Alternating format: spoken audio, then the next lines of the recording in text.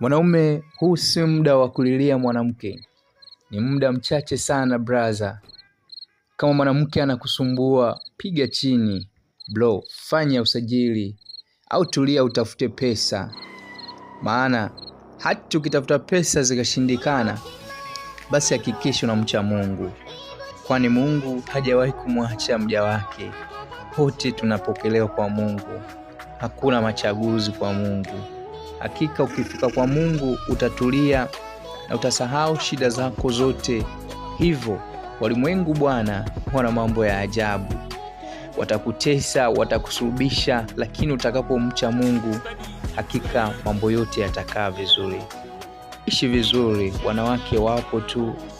Mara nyingi unashindwa uangaze namna gani utampata ambaye anakupenda. Kwani wazuri ni wengi, lakini mmoja tu ndo suluhisho ya maisha yako.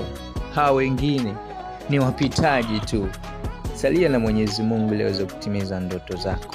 Tunaishi nao na tutaendelea kuishi nao, lakini sisi ni watu wa tofauti sana kuliko wao.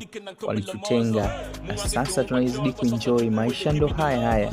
Mwenyezi Mungu atubariki na kutuongoza katika toba yetu ya milele.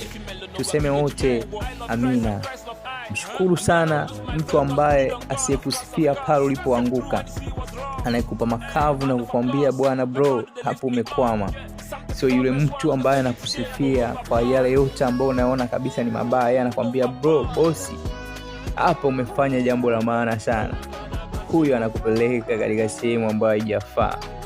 Sije ukasahau siku moja huyo ndo atakusema, tuisema alikuwa anajidai sana na kujiona, leo yuko wapi?